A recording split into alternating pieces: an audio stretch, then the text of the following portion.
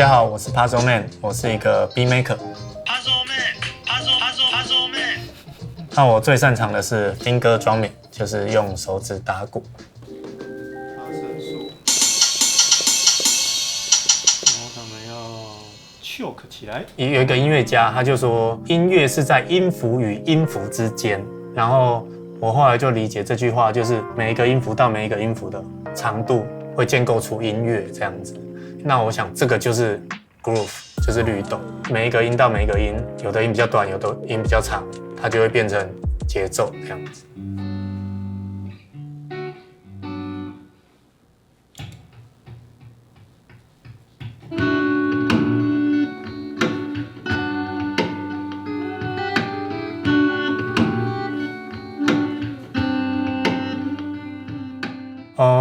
我觉得要做节奏，可能是2个方向来看好了。如果你是用电脑编曲，因为有的人会用滑鼠点嘛，然后有的人会用打的。那用打的，我们就是透过练习，然后去做那些力度变化，然后还有我们刚才讲的律动。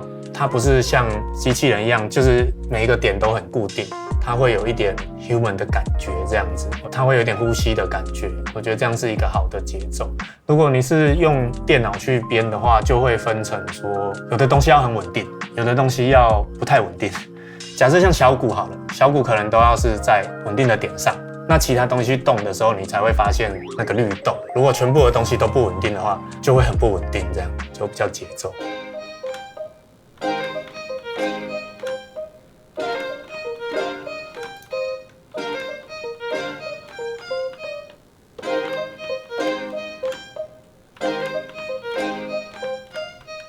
我最早看到 MPC 应该是从 YouTube 上面看到那个海巴娜有一个日本的 DJ 双人组，他们就是有玩 Finger Drumming， 然后还有玩阿萨阿头这样子。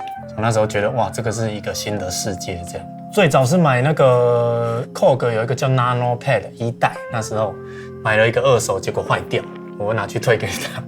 然后后来就开始就存钱，买了一台 MPC 1000这样子，对，也是2手的啦。就大概差不多13、14年前这样。我觉得 MPC 比较特别，因为以前我是玩乐团，那乐团就是每一个人只负责一个声音就对了。比如说我是弹吉他有的人可能还会唱歌，就他负责2个声音，他不会是 control 全部的东西。那我觉得制作跟 MPC 这种最有趣的地方就是全部的声音你可以自己掌控这样，所以才会有的 Beat Maker 就叫 producer， 因为他就是自己的制作人。我最一开始我就是想要演奏，我想要在尾牙上面表演。那时候有那个手机有一些打鼓的 app， 然后我就跟另外一个同事，他就操控那个弹钢琴的 app， 这样子，就是我们就想说用中午的午休时间来练习，结果他都没有练啊。反正后来尾牙也没有表演了，我就表演魔术这样。对对。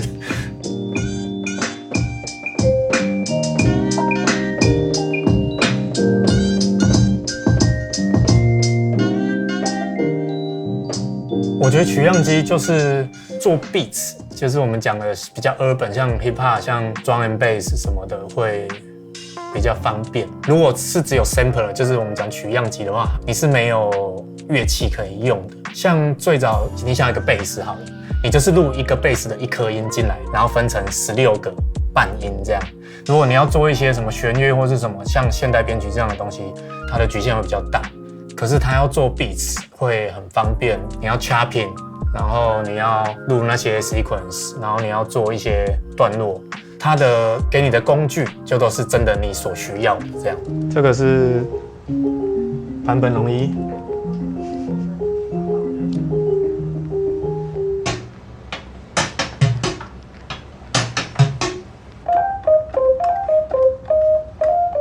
这个。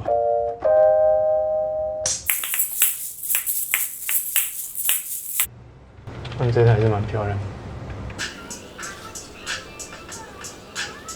开发过程真的是我们开了非常多次会这样，然后感觉就是理性与感性的拉扯吧，就对我们想要做一个要有策展的感觉，再来它不能做太难，但是它又要符合我们的期待，这样。我觉得我们这次最特别的地方，应该就是我们虽然是用网页，但是我们想让人家玩的时候有硬体的感觉，这样子，包括按钮的设计啊，按下去怎样是比较合理的硬体的逻辑，但是我们又要它很简单，因为有的硬体玩起来真的会蛮艰难的，它没有那么多明显的符号表示。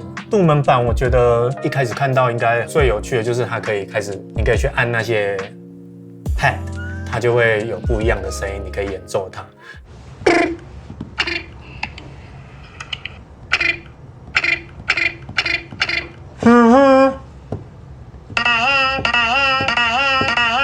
然后还有一个卷模式，你可以去 mix 所有的 artist 的声音，这样子，包括我的声音，可以把它 mix 在一起。阿周妹，阿周妹。Pro 版就更进阶啦，那它就可以录 sequence， 就是你可以录自己的想要的节奏形态在里面，这样，然后可以拿它变成素材来 play 这样子。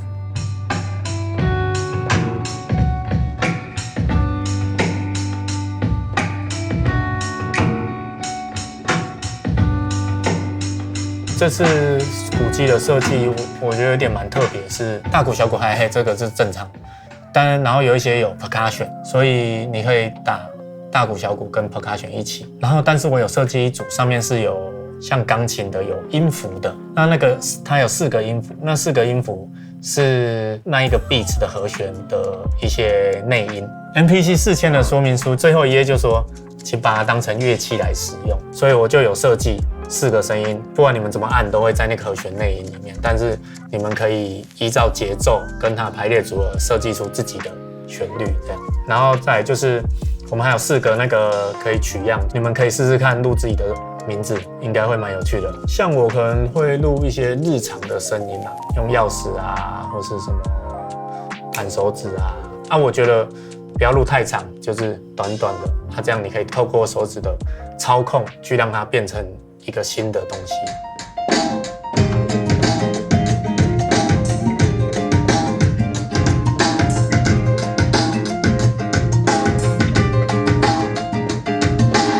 我印象最深刻是第4首，因为第4首一开始我是在 OP1 上面做的，我那时候刚拿到 OP1 所以它就 inspire 我一些东西，这样，然后就做出了那个第一个旋律，就噔噔噔噔。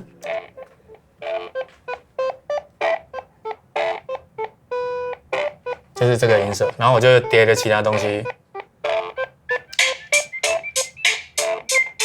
对，就是我最早就是在这个上面弹出来。那我觉得它很有趣，是因为它的键盘长得跟我平常熟悉的位置不太一样，所以我弹出来的时候就觉得，这个东西蛮不错。后来才进去电脑再把它做的比较完整一点，录了吉他，录了什么其他东西，然后还转了调这样子。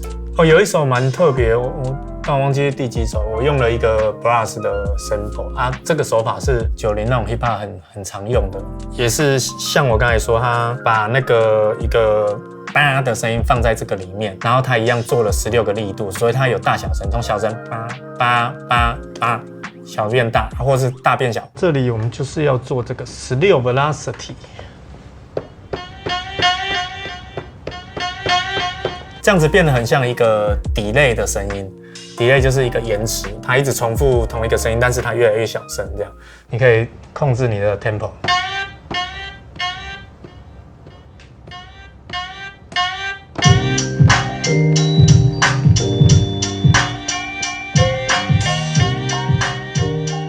就是90很常使用这样子的音色啊，所以我们在做的时候就会喜欢放一些什么唢呐，就很像那个管乐的声音，会去做这样的编辑。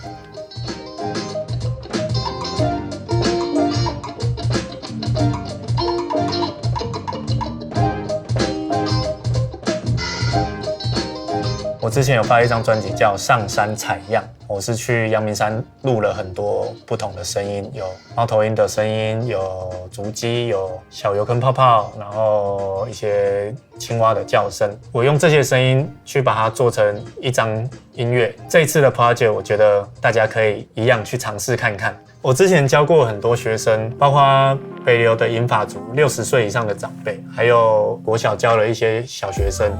我觉得大家学习 finger drumming 的成效都很好，所以我觉得这个东西是很适合7岁到70岁的各个年龄层的人。这一次这个希尔万非常适合拿来当练习的一个器具，你可以随时随地带在身边，把它当成一个就是你随身的口袋里的乐器。你想到的时候就可以拿出来打一下、玩一下。你可以去把你喜欢的声音录下来，甚至你不喜欢的也可以录下来，透过你的手指去拼贴成你喜欢的样子。